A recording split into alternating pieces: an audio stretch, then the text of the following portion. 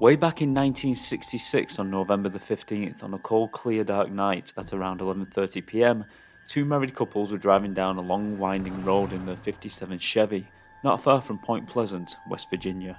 The car approached an area known as the McClintic Wildlife Area, which is also known as the TNT area due to the land being used as a munitions plant during World War II.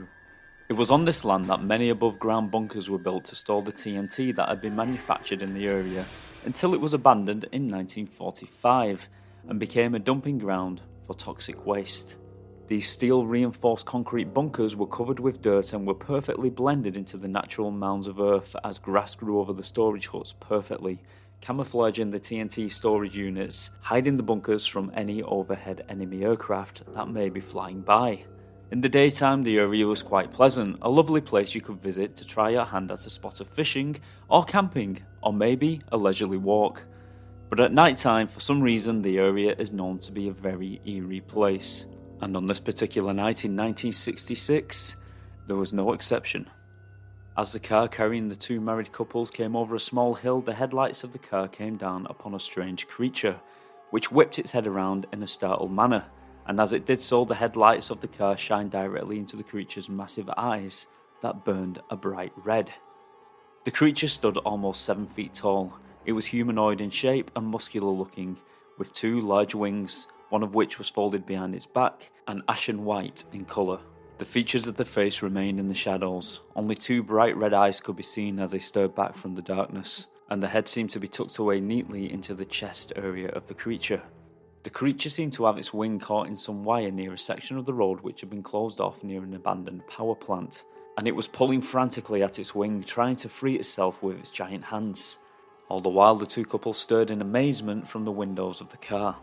All of a sudden, the creature managed to free itself from the wire and turned its attention to the car, and the driver wasted no time, put his foot on the pedal, and turned the 57 Chevy around and sped away from the area.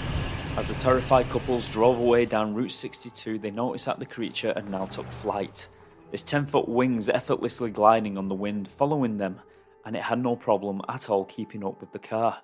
Even as they approached 100 miles per hour, the creature still pursued, sometimes crashing down on top of the car, leaving scratch marks on the paintwork.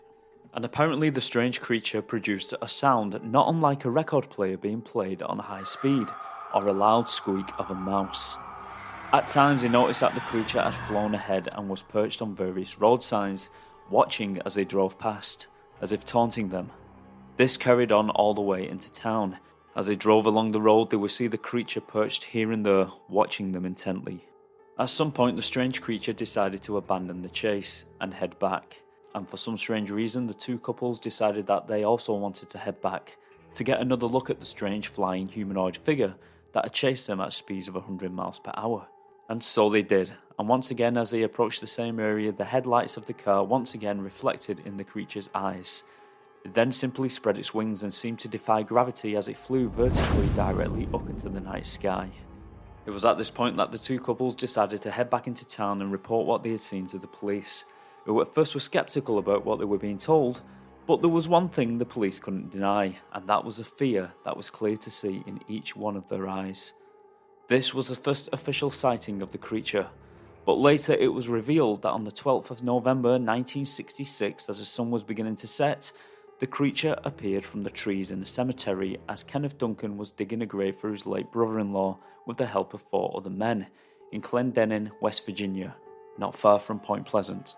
As the men laboured away shoveling earth from the ground, a large brown humanoid creature with burning red eyes and huge wings flew down and swooped directly over their heads and flew into the distance.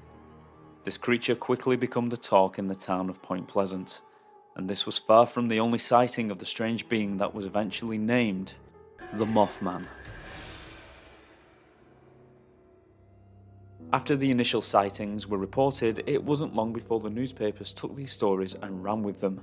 Reports of a bird-like humanoid creature was being printed on a regular basis, and of course over the next year there were over 200 sightings of the Mothman all over Point Pleasant and its surrounding areas. It seemed that everyone had a story to tell, although many were skeptical, and had come to the conclusion that the sightings were nothing more than a sandhill crane, which is a very large bird that can stand as tall as a human with red rings circling the eyes. But everybody who witnessed the creature says that this is nonsense and that they know exactly what it is that they saw. And due to the many eyewitness accounts, a further 8 in the coming week, some of the locals formed groups and went on a hunt in the TNT area, although it's safe to say they never did discover the creature that would later become known as the Mothman. But where did the Mothman get its name? Well, despite the description of the creature looking a little like a moth, it is believed the inspiration of the name came from a Batman comic. In 1966, the Batman TV series starring Adam West and Burt Ward was playing twice a week in everybody's living rooms, and one of Batman's villains from his massive rogues gallery is named Killer Moth, who dresses up as a moth. Although Killer Moth didn't actually appear in the series apart from an unheard pilot in Season 3, it is believed that the inspiration came from the comic books, which many people would have been reading at the time. Although different names for the creature were tried out, it was Mothman that eventually stuck.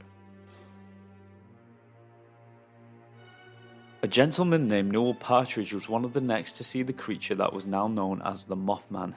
Partridge was at home one night, roughly 100 miles away from Point Pleasant, when his television set had some kind of strange electrical surge which turned into static on the screen. In Partridge's own words, he said the television started to act like a generator. The atmosphere became very eerie, and Partridge's German Shepherd also sensed the change in mood and started to act in a very frantic manner, and turned his attention to outside of the house. Partridge grabbed his flashlight and opened the door which led out to a large field out front. As Partridge stood there in front of the field, flashlight in hand, staring into the darkness, he lifted his arm, pointed the flashlight and clicked the button. The light flooded into the meadow and fell upon 2 big eyes that shined a really bright red in the light from the torch, reacting like bite reflectors. Bandit, the German Shepherd's hair stood on end as he growled at the strange creature, and before Partridge could stop his faithful companion, the dog sprang forward into the field after the creature, disappearing from sight. Bandit never returned from that field. The very next day, Partridge searched every inch of the field, and he saw no sign of his dog, or the strange creature that Bandit ran after. It was as if they had simply vanished from the face of the earth. Partridge never saw his dog again. Like I said before, as soon as the newspapers reported this story, it wasn't long before literally hundreds of sightings started being reported of this strange Mothman creature. Some people even told of strange visits from the Men in Black shortly after seeing the Mothman, and apparently the Men in Black told the witnesses that they were not to speak of the strange creature. In fact, around the area of Point Pleasant, it's not only Mothman who occupies the night sky, but also there are a lot of UFO sightings which have been known to go hand in hand with Men in Black sightings. In hindsight, the Mothman sightings all seem to be leading up to a disaster that was about to fall upon the people of Point Pleasant, with the collapse of the Silver Bridge, which spanned the Ohio River between Point Pleasant, West Virginia, and Gallipolis, Ohio. The Silver Bridge was an I-bar chain suspension bridge built in 1928, and it was given its name due to the eye-catching aluminium paint used on the structure. Sadly, on December the 15th, 1967, the Silver Bridge collapsed. A pregnant woman named Charlene Wood was lucky enough to feel a vibration beneath her vehicle and quickly put the car in reverse. She made it off the bridge just in time to see it fall. It was later discovered that the bridge had a serious fault in one of the bridge's eye-bars in the suspension chain that gave way under the busy rush-hour traffic that had come to a standstill upon the bridge. Literally, it was bumper to bumper, causing the bridge to collapse into the cold river waters below, taking with it 31 vehicles and 64 people, and claiming the lives of 46 people who either drowned in the waters or were crushed in the cars by heavy pieces of falling bridge. 2 of the victims were never found. One heartbreaking report told of a man who was saved from the icy waters alone. His wife and child would later be found dead, still in their car. Many of the dead were only taken from the water weeks later, when pieces of the bridge were eventually lifted from the crushed cars that were fully submerged. For years, the locals have been concerned about the bridge. Many had commented on how the bridge seemed to sway from side to side, giving the people upon the bridge a very uneasy feeling. Another person remembers hearing a loud bang coming from the bridge not long before the collapse. Apparently way back in the 1920s when the bridge was constructed, corners were cut to bring down the price. It's not that the bridge wasn't safe, it's more that the weight of the modern cars took its toll over the years, compared to the cars of the 1920s which weighed half the weight. In fact, the bridge actually went through a big repair job a few years prior, but it would seem that the fault that caused the collapse had gone unnoticed.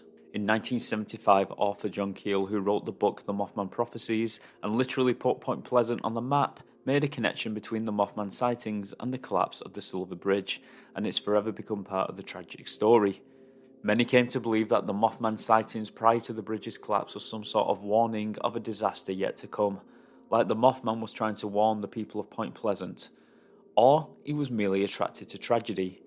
Many even go as far as to say that the Mothman is responsible for the disaster. Whether the Mothman is real or fake is still up for debate, with many witnesses saying that their encounter with Mothman was a menacing one, whilst others say they just got the feeling of curiosity from the creature. But one thing is for sure, the town of Point Pleasant welcomes the legend of the Mothman, which attracts thousands of visitors every year in hopes of seeing the strange creature.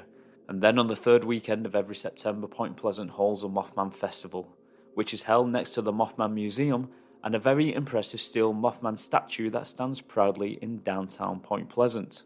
And in some ways, the Mothman is the best thing that ever happened to Point Pleasant, putting it firmly on the map. So what do you think?